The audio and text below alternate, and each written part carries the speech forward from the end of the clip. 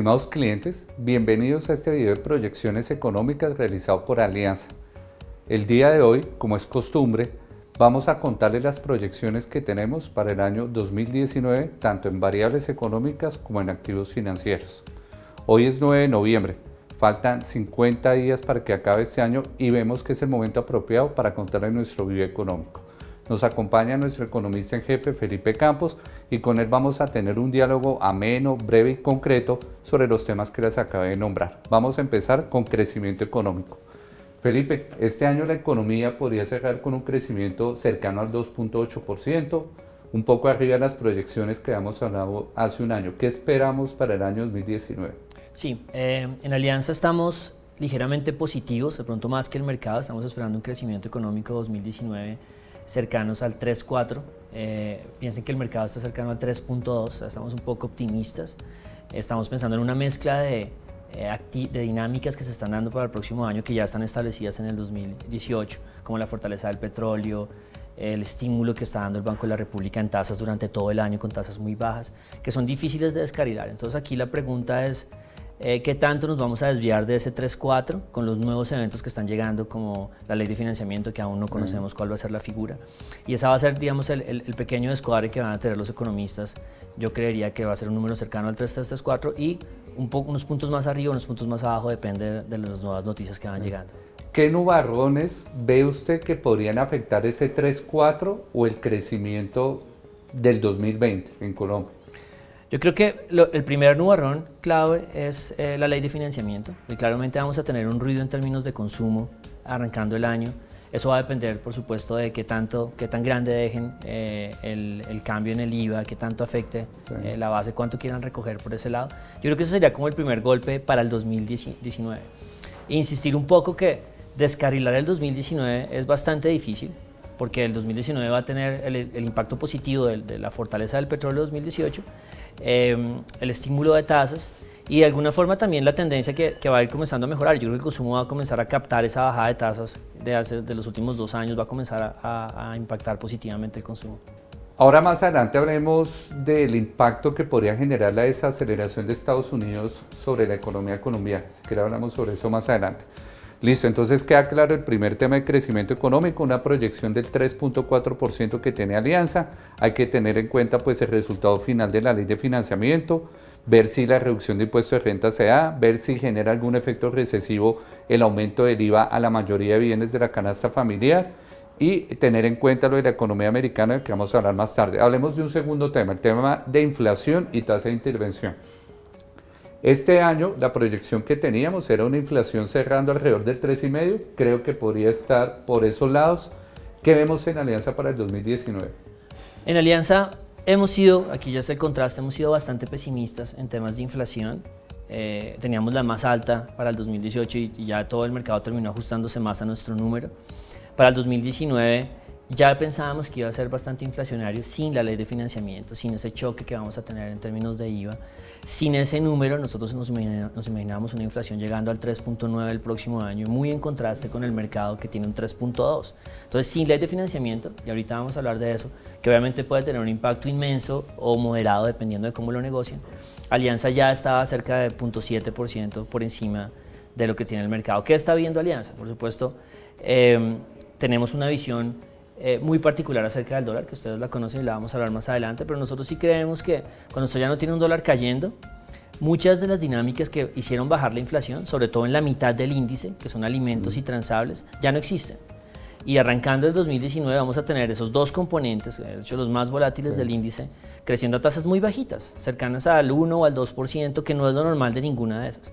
Entonces, imagínense que el 2019 fuera un año de dólar estable, que no sea de choques, que ya vamos a hablar de eso, nosotros creemos que sí puede haber choques, pero si fuera estable, de todas formas esta mitad del rubro debe comenzar a tender hacia su media, hacia su promedio. Entonces si uno lleva alimentos y lo sube del 2% que está creciendo ahora al 4 o al 5, ya uno comienza a tener golpes en la inflación de casi 1%. Entonces para nosotros el sesgo de la inflación es hacia arriba, por la mitad digamos, solo mirando la mitad de los componentes volátiles y de ahí en adelante pues podemos sumar ley de financiamiento. Sí, totalmente de acuerdo. Me preocupa también el tema del fenómeno del niño, cómo puede dar un choque de alimentos.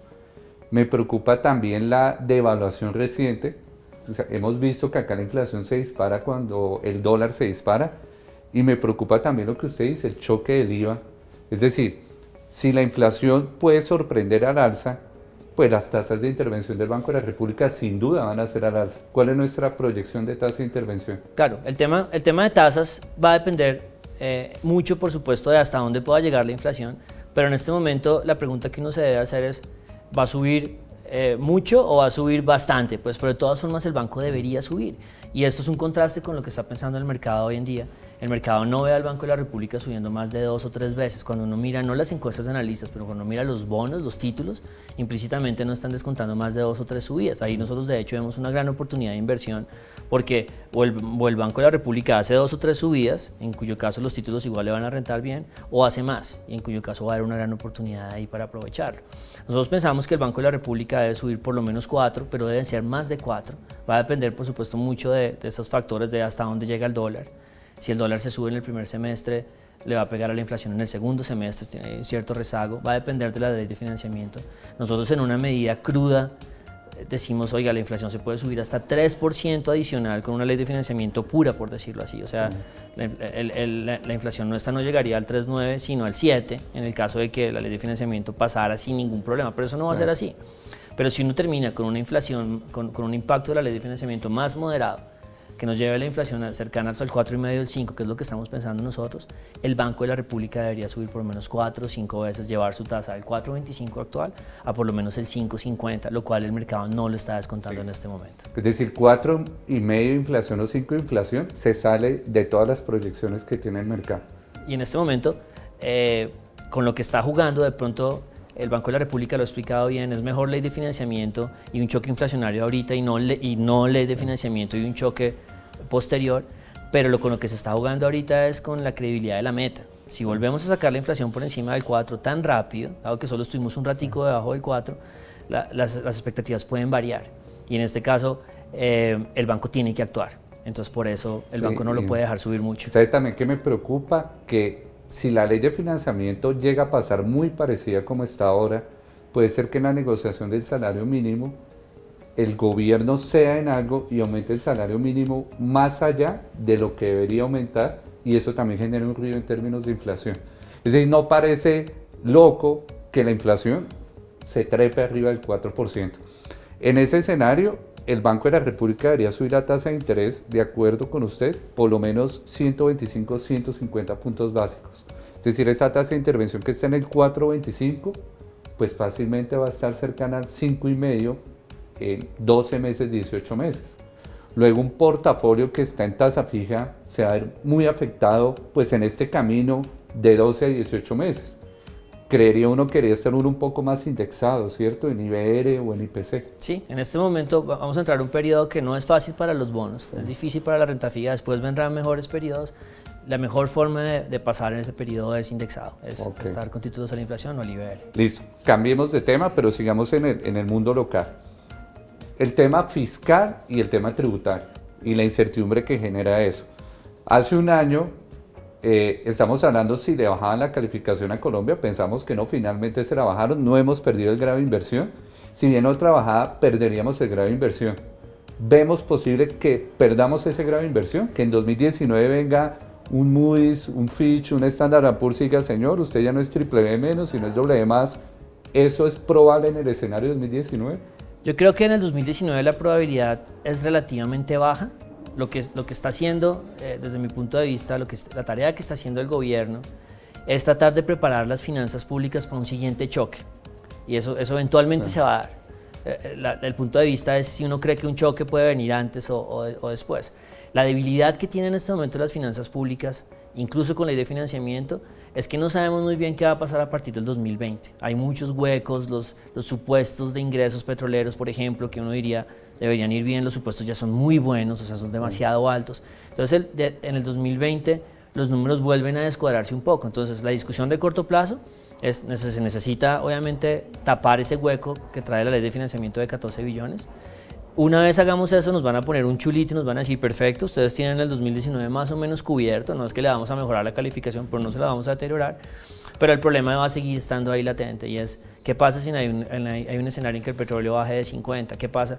Los números no están cuadrados a partir del 2020 para un choque adicional. Entonces, seguramente la gran prueba de si Colombia va a perder o no el grado de inversión en este ciclo de pérdidas de calificación de toda la región que arrancó en el 2008-2009, perdón, en el 2012, un poquito después, la gran prueba se va a dar en el 2020, cuando yo creo que la situación internacional se va a deteriorar tanto que ahí van a probar los números colombianos si pasan o no el examen del grado de inversión. Sí, de acuerdo con usted, el 2019 parecería que no vamos a tener tanta incertidumbre fiscal, pues esta reforma tributaria o ley de financiamiento, pues para que no se oiga tan feo el tema de reforma tributaria, sí.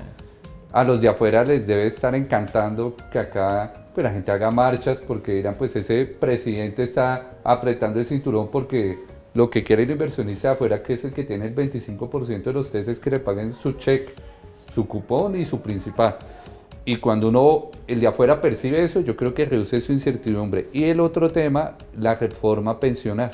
Si Duque pues sacrifica su costo político con la ley de financiamiento y con la reforma pensional, pues seguramente el de afuera va a estar tranquilo en 2019, estoy de acuerdo con usted.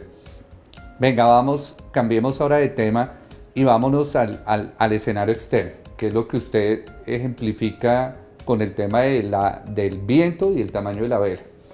¿Qué vemos afuera? ¿Qué ruido vemos afuera? El tema de Trump, el tema del petróleo, el tema de la Fed. ¿Cómo visualizamos ese plan de ruta del año 2019? Porque eso es lo que verdaderamente afecta los activos financieros en Colombia. ¿Qué vemos? De hecho, creo que esa ha sido una de las diferencias de Alianza cuando habla de los activos financieros, cuando ya aterriza todas las teorías. Es que nosotros pensábamos que los países, y sobre todo un país como Colombia, es un barco velero que tiene una vela, obviamente es una vela inmensa. ¿Y por qué es una vela inmensa? Porque Colombia se mueve muy fuerte hacia la dirección que se está pasando en el mundo, y el mundo es el que sopla, el mundo es el que ejemplifica el viento. Entonces, ¿qué es el viento? Pues el petróleo fuerte es un viento a favor, un dólar débil es un viento a favor, y Colombia es muy bueno acelerándose cuando el viento está a favor, y es muy malo cuando el viento está en contra. Entonces, y esto creo que fue uno de los errores de inversión en el 2018, los números colombianos no se ven mal en el 2018, sobre todo no se ven mal frente al mundo, pero el viento no está soplando a favor. Entonces, por eso nosotros éramos un poco más moderados y negativos en algunas variables para el 2018 por la dirección del viento. ¿Para dónde va el viento? Entonces aquí nosotros creemos que el 2019 va a ser un año muy especial en términos económicos, porque creemos que es por fin cuando el mercado va a comprar la tesis de Alianza. O sea, Alianza estaba diciendo en los últimos año y medio, oiga, nos falta un choque. Ya ha sido el choque petrolero, pero nos falta uno, que es el de la recesión de Estados Unidos. Y hasta que no llegue ese choque, pues no podemos volvernos positivos de largo plazo en el país, porque pues la recesión en Estados Unidos los últimos 40 años siempre le ha quitado 1% del PIB, o 4% del PIB, o 5% del PIB a Colombia, siempre nos cuesta. Felipe, ¿cuánto está creciendo en ese momento la economía de Estados Unidos? Estados Unidos en el último trimestre estuvo creciendo cercanas al 3%, okay. Y tuvo un trimestre de 4%, el segundo trimestre del año fue 4%, o sea, está jalando muy bien, y uno se imaginaría pues cuál es el problema. Sí. Y lo que está sucediendo en este momento es un episodio típico de fin de ciclo, cuando se acelera muchísimo el crecimiento, la Fed tiene que ponerse pilas, entonces la Fed persigue el crecimiento y uno comienza a ver señales de que la casa no está tan bien. O sea, un año en el que hay récord de utilidades en Estados Unidos, récord de crecimiento, de los últimos 9 años es el mejor PIB que hemos tenido en un trimestre, y las acciones no van para ningún lado. O los bonos en este momento están, la curva se está aplanando. En Estados Unidos y los bonos del Tesoro. Okay. Y los bonos del Tesoro no van para ningún lado. Entonces ya el mercado le está diciendo a uno, no me siento a gusto con estos datos tan espectaculares en términos económicos, porque estoy comenzando a ver que la Fed está haciendo su trabajo y va a terminar ahogando la economía. Entonces, para nosotros el 2019 es un año en que el mercado va a comprar la tesis de desaceleración económica en Estados Unidos. Aquí hay que tener en cuenta que va a haber como 2 episodios diferentes. Ahorita la gente no está preocupada por eso. La gente está preocupada porque la Fed está subiendo mucho la tasa. Pero eso va a terminar afectando también el crecimiento de Estados Unidos. Exactamente. Entonces, y la política proteccionista de Trump también va a terminar afectando el crecimiento de Estados Unidos. Es decir, se están alineando los astros para que eventualmente pase eso. Sí, entonces, ¿y eso puede pasar en 2019 o será que se puede prorrogar hasta el 2020? Las encuestas de economistas en Estados Unidos dicen la recesión es en el 2020. Sí. Yo creo que los economistas tendemos a ser moderados, nosotros no tanto, pero el resto sí. Yo creo que podría ser en el 2019, de pronto finales del 2019. Entonces lo que van a hacer los activos financieros en el 2019 es es anticipar eso. Ya cuando llegue la recesión uno lo que tiene que estar es contento comprando activos. Pero lo que va a ser el inicio del 2019 yo creo que va a ser la gente comenzando a entender que la desaceleración económica es peligrosa, que va a jalar al resto de países. Imagínense un Brasil, donde Estados Unidos se caiga, ¿a dónde va a crecer Brasil? De nuevo negativo, eso no lo tiene nadie en la cabeza. Entonces el primer semestre va a ser de la gente comprando esa tesis y yo creo que los activos financieros van a sufrir en ese momento, no el crecimiento económico. El crecimiento económico, y aquí es la tesis completa del crecimiento económico de Alianza, si se va a ver afectado, se va a ver afectado es un año después de que los activos financieros sufran, en el 2020. Okay. Y aquí va a ser muy importante, si el Banco de la República termina subiendo, comienza a subir sus tasas, digamos que en el segundo trimestre del próximo año, y sube 6 veces su tasa o 5 veces su tasa, pues haga la cuenta, acuérdese que hay rezagos. A los 12 meses la economía se va a desacelerar. Sí. Entonces la economía se va a estar desacelerando en el primer semestre del 2020. Sí. Producto de esa subida de tasas y producto del choque externo de una desaceleración en Estados Unidos. ¿Tiene que hablar uno de recesión en Estados Unidos, que la economía no crezca, o puede hablar uno de desaceleración? Es decir, si Estados Unidos crece 0.5 o menos del 1%, ¿pasaría ese mismo escenario? Sí, es muy difícil. Hay gente que ha dicho de pronto Estados Unidos solo se desacelera. Estaríamos hablando de algo nuevo en toda la historia de Estados Unidos. Estados Unidos siempre entra en recesión. Entonces, lo más probable es que entre en recesión. Yo no creo que sea tan fuerte para Estados Unidos. Creo que Estados Unidos lo va a saber capotear. Incluso aunque hay gente que dice que tiene una tasa muy baja para poder ayudar, pero está mucho mejor, está en una situación mucho mejor que la de otros países. Me preocupa los emergentes, porque la última recesión de Estados Unidos no nos hizo nada. Pero es que en la última recesión de Estados Unidos llevábamos 9 años de crecimiento de petróleo, mejoras de calificación, estábamos muy fuertes y aguantamos el embate. Esta recesión que viene para Estados Unidos va a ser después de 9 años de dólar fuerte, de pérdidas en calificación. Entonces los emergentes están en una situación mucho más débil por la llegada de una recesión. Ok. Comprando esa tesis de desaceleración, sea en 2019 o en 2020, ¿cuál debería ser el efecto sobre el precio del petróleo y cuál debería ser el efecto sobre el dólar? A nivel mundial, ¿sí? No peso dólar, sino dólar a nivel mundial. El petróleo es muy particular. El petróleo es un activo que siempre es el activo más fuerte antes de una recesión, por eso, y lo estamos viviendo en este momento, y de hecho ayuda a causar la recesión. Y después en una recesión lo normal es que el petróleo caiga entre 30 hasta 60%. Siempre es un problema de demanda. Bueno, ahí hagamos un freno. 30%, el Brent está pues cercano a los $80, es decir, eso es un Brent entre 50 y 60 dólares. Eso sería una recesión moderada, que no nos golpee mucho, el petróleo regresa a 50. Pero eso afecta a Colombia de forma importante. Sí, aquí, y esto es importante, si uno tiene en mente esta visión, si uno tiene en mente que va a suceder, también tienen que entender que cuando hay un choque de demanda, o sea, cuando el petróleo cae porque es una recesión, no dura mucho. O sea, en realidad se logra recuperar bastante rápido. Pero claro, como nadie está pensando que el petróleo va a regresar a los 50, pues aquí el mercado puede entrar en pánico. Y lo que nosotros hemos dicho es, dado que nos han comprado la tesis de que todavía falta algo, cuando llegue ese algo, aprovéchelo. Una crisis de demanda de petróleo se supera rápido, pero el petróleo siempre cae más de 30%. Eso manda, me imagino, el dólar arriba. Esa sería la última, digamos, esa sería la última subida del dólar. Ahí Alianza se cambiaría de tesis. Pero antes de ese choque, habíamos hablado de 2 factores, ¿no? ¿Para dónde va el petróleo con una recesión? Para abajo, eso puede llegar en un año o puede anticiparlo, no sé. Y la otra pregunta es ¿para dónde va el dólar en una recesión? Y ahí sí va a haber una historia de 2 partes. Yo creo que ahorita el dólar se va a fortalecer, el próximo año el dólar va a comenzar fuerte porque la gente va a darse cuenta que Europa entra primero en recesión que Estados Unidos.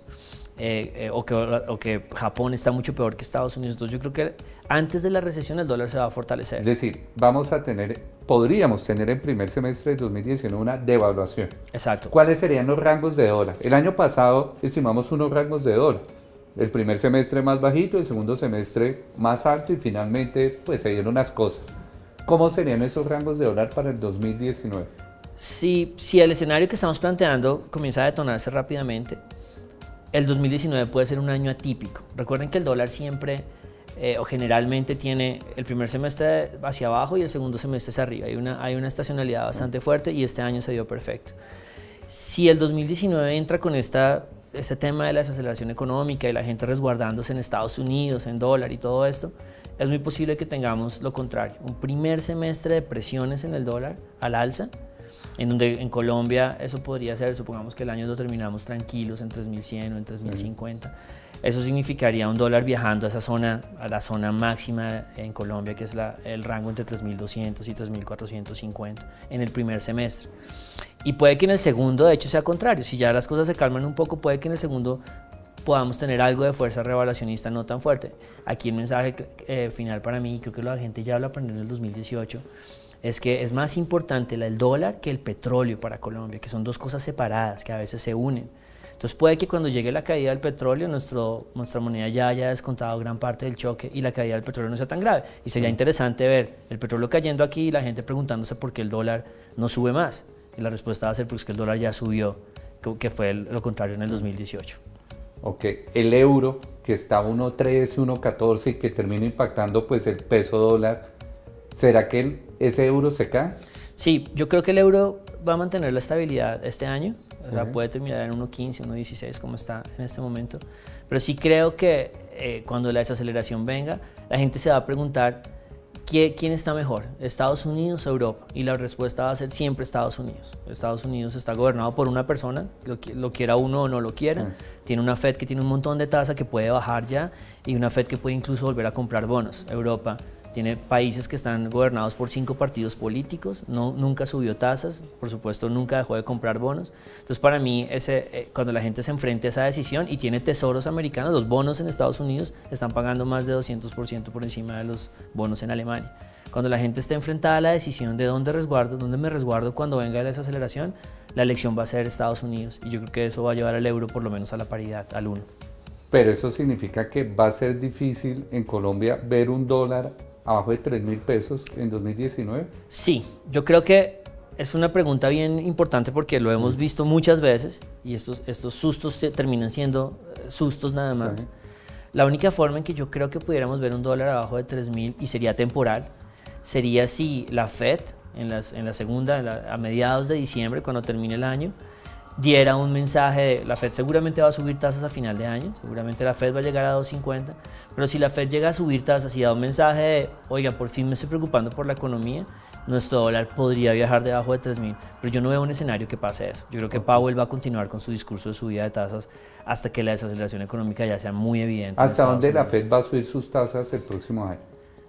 Estamos pensando que puede subir un par de veces más después de la de diciembre. O sea, es decir, la tasa va a llegar hasta qué nivel? Que podría llegar al 3 como máximo. Okay. No vemos el 3.50 que plantea la misma Fed.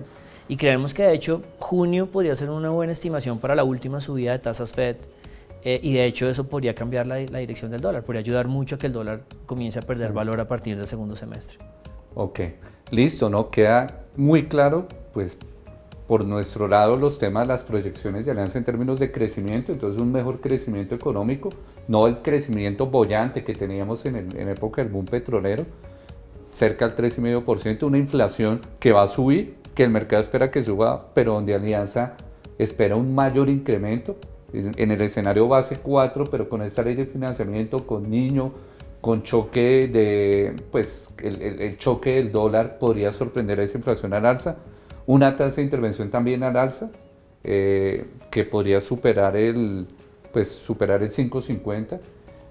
Y pues en ese escenario veamos los activos financieros. Empecemos por la renta fija, que pues es la principal inversión de los fondos locales en pesos. Uno pensaría entonces que la renta fija, los Ts cortos, se van a dañar en precio la primera parte del año. Las tasas de los títulos se van a subir. Sí, el mercado debería en algún punto entrar en el reconocimiento de que el Banco de la República puede que el próximo año sea más agresivo. El mismo banco no lo ha reconocido tampoco, el Banco de la República espera ser moderado el próximo año. Nosotros creemos que cuando llegue ese reconocimiento, los bonos de corto plazo, los bonos que tienen duraciones hasta 3 años, tienen que sufrir un choque adicional, un golpe que seguramente los va a hacer atractivos inmediatamente. O sea, puede que sea muy atractiva la inversión en bonos de corto plazo en el segundo trimestre del año, cuando ya se haya hecho el descuento del próximo banco, de las subidas del banco. De acuerdo con usted, es decir, un test del año 2020 debería subir entre 75 y 100 puntos básicos frente a los niveles actuales. Sí, a partir de por lo menos 50 básicos y ya de ahí en adelante uno estudia. Perfecto, entonces pues el mensaje de nuestros clientes es, si invierten en títulos de renta fija directamente, preferiblemente busquen títulos indexados. ¿Qué es un título indexado? Un título pues que tenga un cupón indexado a la inflación, al IPC, o un cupón indexado al IBR. y pues en nuestros fondos vamos a replicar ese tipo de estrategia para tener un buen desempeño en términos de preservación de capital y retorno interesante. Hablemos ahora de la parte larga de la curva, los test del 2028, 2032 que tienen los extranjeros. Dado todo ese escenario, ¿usted cree que los extranjeros que tienen cerca del 25% de los test vendan test o aprovechen todo ese deterioro para comprar test? Es decir, ¿qué haría un tipo como Hans Staff, que maneja el fondo de Templeton, que tiene un portafolio importante de test en Colombia? Yo creo que los extranjeros van a sufrir esas presiones. Digamos que las tesis de inversión que uno escucha siempre, por ejemplo, de Templeton o de los grandes inversionistas afuera que están interesados en Colombia, han estado fundamentadas también en el rebote de crecimiento económico. Entonces yo creo que en algún punto, si reconocen que el rebote no va a ser tan dinámico, por lo menos no en el corto plazo, por el entorno internacional, digamos, que comience a deteriorar las expectativas de crecimiento de Colombia del 2020, que recuerden, nosotros pensamos que es una W, que en el 2020 nos volvemos a caer. Yo creo que los extranjeros sí pueden hacer una pausa, de hecho la hicieron en estos meses, en octubre han estado haciendo pausas seguidas, y yo creo que sí podrían entrar, por lo menos no creo que sea una venta agresiva, no creo que nos vendan ellos, sino que nos venden es el resto, o incluso internamente. Pero sí creo que los bonos la curva larga podría entrar en un periodo de desvalorización, digamos, fuerte. Los únicos periodos fuertes de desvalorización de los últimos 9 o 10 años fue en la recesión del 2008. O sea, ningún otro episodio nos han vendido mucho más fuerte de lo que nos han vendido hasta ahora. Entonces, la única razón para que un extranjero decida vender en Colombia es porque su foto de crecimiento económico emergente cambia, y eso lo va a cambiar la desaceleración en Estados Unidos. Entonces, yo sí creo que va a haber un periodo de choques, que yo creo que va a generar de nuevo también una gran oportunidad de compra de test en Colombia, pero no en estos niveles. Nosotros creemos que va a ser más arriba, va a haber una desvalorización. Es decir, hay que tener prudencia, y si alguien tiene apetito de renta fija, mejor espere cómo evoluciona el primer semestre del 2019. Ese es el mensaje. Exactamente. Listo. Entonces ya hablamos de dólar, hablamos de test, la parte corta de la curva, de renta fija la parte larga de la curva. Hablemos de un activo que por su naturaleza siempre es riesgoso, que eso es importante que los clientes entiendan, es decir, como el dólar es riesgoso porque es muy volátil, las acciones, que pues las acciones debe ver un inversionista como algo de largo plazo. Es decir, no, oiga, voy a comprar acciones para ver cómo me fue a los 3 meses, creemos que esa no es la tesis de inversión. Pero, ¿qué vemos en el Colca? ¿Qué vemos en las acciones más aún después de este flujo de venta de un inversionista extranjero que montó una posición importante en acciones del Grupo G? ¿Cuál es nuestro panorama para el 2019? En acciones tenemos como varios puntos de vista, y aquí es importante que traten de seguir la idea porque puede sonar en varias direcciones. De aquí a final de año probablemente haya una oportunidad de compra, se está estabilizando el mercado, ya terminó de vender esos flujos internacionales, hay algunos activos suficientemente baratos, digamos, para aprovecharlo. Así que el Colcap debería estar tranquilo de aquí a fin de año presentando oportunidades de valorización. Sin embargo, claro, si el inicio del próximo año tiene este deterioro que estamos planteando, seguramente las van a terminar vendiendo.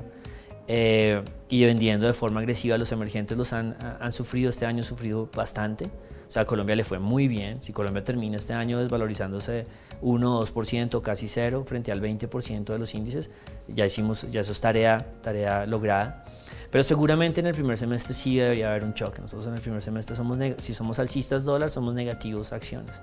En donde creemos que, digamos, que puede ser tan fuerte o un poco más fuerte que lo que ya vivimos este segundo semestre de este año. Pero aquí aquí es donde va a cambiar el mensaje. Nosotros sí creemos que el activo va a sufrir ventas en el primer semestre, pero nosotros queremos transmitirle a los clientes que las acciones en Colombia llevan cerca de 8 años, no solamente en Colombia, sino en todos los países emergentes, cerca de 8 años sin presentar utilidades en términos de valorización del capital, solo han rentado los dividendos. Y estamos muy cerca de un cambio de ciclo, un cambio histórico. Nosotros lo hemos llamado como los 7 años de vacas flacas, los 8 años de vacas flacas. Y esto va a cambiar cuando llegue la recesión. O sea, nuestra recomendación es, una vez llegue la recesión, pues obviamente usted va a estar vendiendo dólar allá arriba, va a estar comprándose ustedes a unas tasas muy interesantes, pero sobre todo usted debe estar pensando en el mercado de acciones. Nadie va a querer el mercado de acciones si el primer semestre se vuelve a caer, la gente está agotada, las personas naturales se están vendiendo. Y aquí es donde nosotros creemos que es la oportunidad de largo plazo de compra de acciones, donde las acciones pueden valorizarse 4, 5, 6 años en términos cíclicos. Y es el activo que más nos gusta para para comprar en el escenario de recesión para el largo plazo. No queda claro. Hablemos ya en términos de inversión y no con las preguntas de cómo va a estar el dólar el 31 de diciembre, que creo que esa pregunta no la deberían hacer porque hemos visto que es un tema más de rangos. Veamos un cliente que quiera conformar un portafolio diversificado, un cliente de perfil moderado. Y ese cliente puede invertir en activos en pesos y en activos en dólares, pero gasta en pesos. Y pues la teoría dice, no sé, un portafolio moderado podría tener 70% en pesos, 30% en dólares. Si uno quiere tener un mejor comportamiento frente a ese portafolio, con base en lo que usted dice, uno debería hacer una sobreponderación en dólares para el año 2019 al inicio. Sí, sería comenzar el año, si el 30 es el techo, entonces sería 30, si puede ser un poco más, entonces el 40. Debería comenzar con sobreponderación en dólar. Niveles ideales de compra de dólar cercanos a los 3.000. Ojalá nos diera ese descanso. Ahora somos bajistas dólar porque queremos comprarlo. Sí. Teniendo en cuenta que lo que le va a brindar el dólar es un seguro de vida. Usted lo va a tener ahí y cuando los otros activos del portafolio no le renten, le va a responder. Pero lo importante también es en algún momento usted va a tener que deshacerse del seguro de vida y probablemente en 3.400 o algo así usted pueda estar cambiando. En conclusión, para la parte de dólar, un overweight o una sobreponderación, tratar de comprar ojalá cerca de 3.100, 3.000 y bajar esa exposición cerca de 3.400. Si uno invierte en dólares, ¿qué activo preferiría uno para ese cajoncito? ¿Preferiría uno renta fija en dólares, bonos emergentes o preferiría uno acciones de países desarrollados o de países emergentes en dólares? Sería renta fija, sí. Porque en la desaceleración la renta variable va a sufrir. Y probablemente sea renta fija desarrollada, no emergente, porque también va a estar presionada ese primer semestre. Entonces, en este caso, el mejor ejemplo pues, es un tesoro americano, un bono que paga 3.20 o 3.40 o 3.50 en dólares. Usted va a poder disfrutar de una valorización del capital, que esa tasa comience a bajar. Entonces, ahí es donde uno debería centrarse. Si usted tiene un perfil, si usted dice, no, a mí sí me gusta el dólar, pero yo tengo un perfil de riesgo más alto que unos bonos que me paguen 3.5, usted puede incluso encontrar productos derivados de eso, de los tesoros, pero que sean un poquito más agresivos, un poquito más apalancados, que le brinden el mismo retorno de unas acciones, pero en ese activo que es el interesante. Ok, queda claro.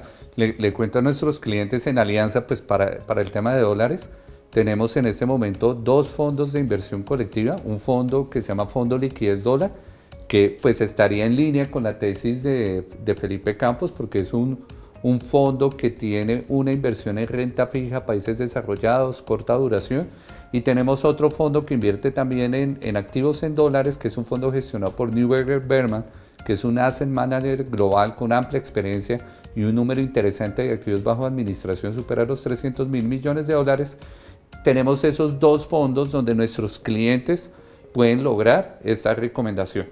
Hablemos ahora de los pesos. Entonces, si ese cliente moderado invierte, pues una parte en dólares que ya hablamos y el otro 70% en pesos, si uno es moderado dentro de esa tortica y es 70% renta fija, 30% acciones, teniendo en cuenta todo este ruido de subida de tasas, en renta fija uno debería hacer una menor ponderación. Sí, estar subponderado en bonos y que esa parte esté, como ya dijimos, en títulos de corto plazo, indexados preferiblemente para la primera parte del año. Ok, listo, es decir, en la parte de renta fija, no estar en tasa fija, no ponerse ahora a comprar un TES, un CDT, porque seguramente uno va a encontrar mejores tasas.